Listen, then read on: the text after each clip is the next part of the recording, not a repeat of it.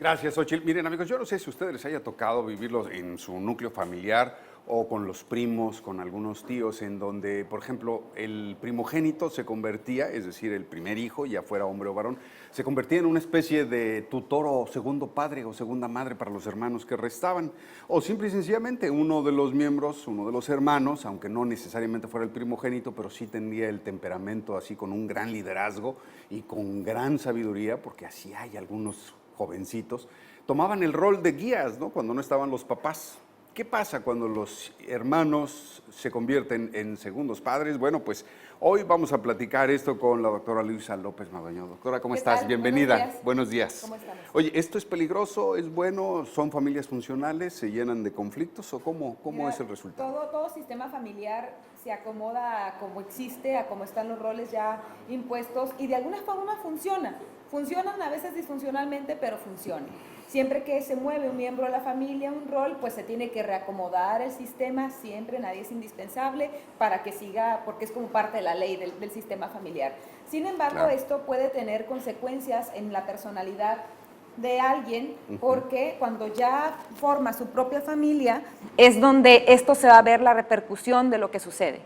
Oye, ¿qué es más importante, por ejemplo, que alguien tome ese rol de manera voluntaria o que sea una asignatura de los padres? Es decir, muchas veces los papás tienen que trabajar, tienen que ir a hacer determinadas cosas que los sacan del hogar y de la educación de los hermanos y a veces asignan, oye, tú te vas a encargar de que fulanito haga la tarea y que se haga esto, los convierten en capataces. Mira, Javier, en mi experiencia la mente es tan compleja que he visto trauma por cualquiera de los dos o ningún trauma por lo mismo, ya sea porque te lo hayan impuesto, hay quienes lo toman muy mal, como mis papás me dieron un rol que no me tocaba, siempre tuve que cuidar a mis hermanitos, a mí no me cuidó nadie, y la persona se victimiza y esto influye en su vida. O cuando toman el rol porque vieron que estaba más desprotegido y por innato, por la capacidad de la persona, pues tuvo que tomar por ayudar a los padres o como se dio el sistema. Entonces, esto va a depender de la personalidad de cada quien, de otros factores sociales conforme vaya creciendo, cómo se relacione con los demás, cómo se forme su personalidad, para que aquí podamos decir si realmente hay una afectación en la personalidad o no, pero sí que alguien tome siempre, y no solamente esto, un rol que no le pertenece, va a tener una repercusión de alguna manera, porque es importantísimo que cada quien tenga, por así decirlo, la energía o cada quien manifieste el rol que le pertenece, que los padres cumplan el rol de padre y madre. Una cosa es pedir apoyo, mira, me cuidas, pero no darle la responsabilidad a los niños de que si le pasa algo a tu hermanito es tu culpa, de darle la responsabilidad a veces de cuidado, de hacerles de comer. Una cosa es ayudar, pero el padre al menos, porque hay familias donde la dinámica así se da y no hay de otra, pero al menos que el padre y madre estén muy al pendientes de no hacer ver que es toda la responsabilidad del niño, muchas veces en cuestión de alguien más, porque es donde hay un conflicto más adelante. Y esto es sumamente importante porque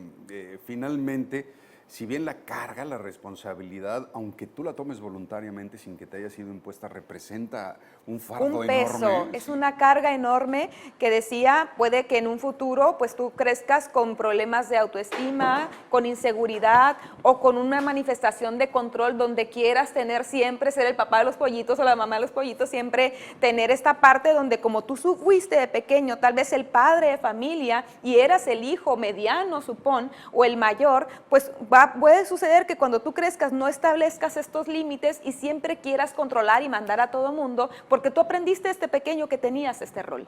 Sí, y además es completamente natural, o sea, aprendes a ser el que toma las decisiones y el que resuelve y el que lleva la batuta y ante cualquier indicio de caos, Así inmediatamente es. levantas la mano y quieres ordenar, ¿no? Eso es Exactamente. completamente lógico. Pero ¿qué pasa con los hijos propios? Ya no con los hermanos ni con los sobrinos, no, con los hijos propios de estos jovencitos o de estos chiquillos que fueron padres de sus hermanos desde muy pequeños. ¿Se convierten en padres más sabios de sus propios hijos o se convierten en una continuidad de lo que fueron sus hermanos? De nueva cuenta, Javier, cada quien puede repetir el patrón o puede precisamente, porque a mí me pasó esto y sucede mucho, yo no voy a hacer que mis hijos vivan lo mismo que yo.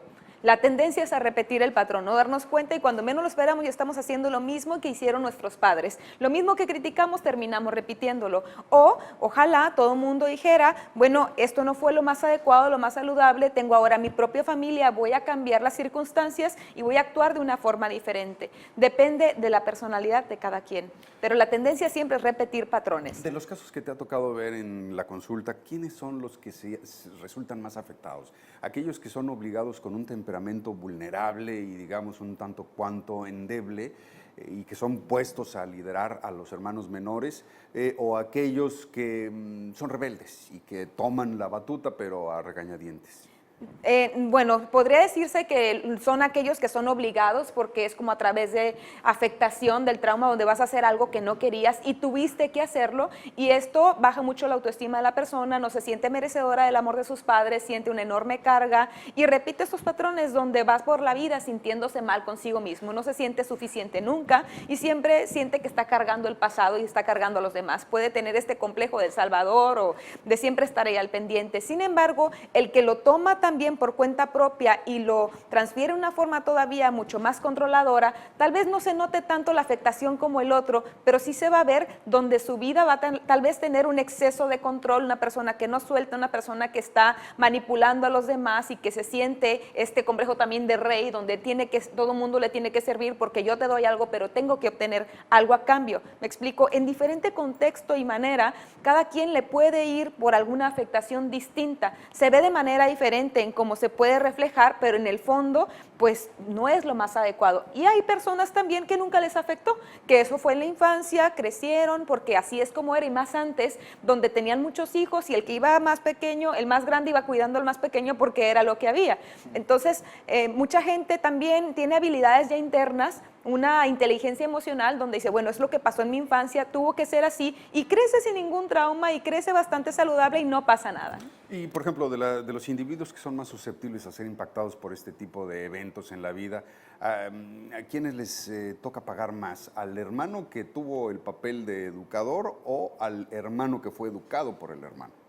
Precisamente vamos de nuevo con lo mismo, cada quien lo puede tomar de manera distinta. Hay hermanos que como siempre fueron los acogidos, nunca desarrollaron esa habilidad de asertividad, de tomar responsabilidad, crecen como personas que pueden echar culpas, que pueden siempre decir, excusarse ante los demás, al cabo que a mí siempre tomaron la responsabilidad y siempre buscar la dependencia de esperar que alguien más tome sus decisiones.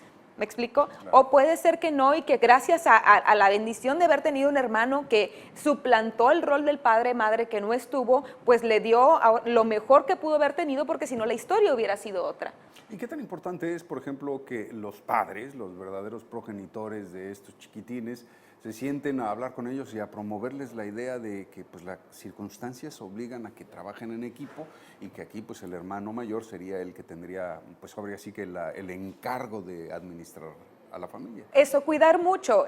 Repito, la dinámica puede darse en ese sentido y a veces es lo que hay y está bien, siempre y cuando los padres no lo hagan con intención de delegar responsabilidades porque yo me voy a ir a trabajar, tú te encargas. Repito, he visto situaciones donde tienen que vestirlos, bañarlos, darles de comer, verdaderos señorcitos, niños, estoy hablando de 10 años, que tienen que encargarse de los hermanitos de 8, de 7, donde son realmente unos niños y no nada más se trata de apoyar y hacer un equipo como decías, sino de ya toda la obligación y responsabilidad desde pequeños. Tengo una paciente que desde niña fue mamá, desde que nació, 5 o 6 años ya haciendo de comer. Toda su vida, sí, toda su vida fue madre de sus hermanos, imagínate, apenas alcanzaba la cocina, prendiendo fuego y todo, sí. Entonces esta mujer creció toda la vida siendo madre de sus hermanos, en cuanto se casó, es madre hasta del esposo.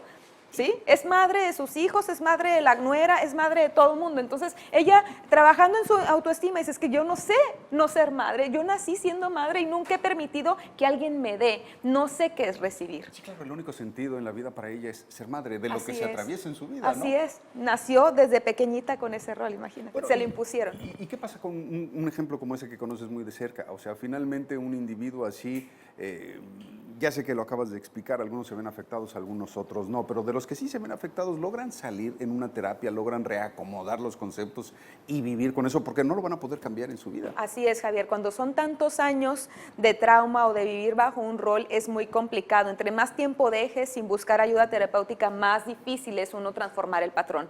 Entonces es una tarea de donde uno tiene que decidir, decir, ya requiero hacer un cambio en mi vida, comprometerse con todo el proceso y permitirse esperar y tener paciencia, porque no es fácil, estamos hablando de toda una vida. Fíjate lo que son las Pero cosas. sí se puede. Ya lo creo que sí. Y yo que soy el más chiquito de mis hermanos, ¿no? Así es que me tocaron como Te tocó, 4 papas. claro, claro.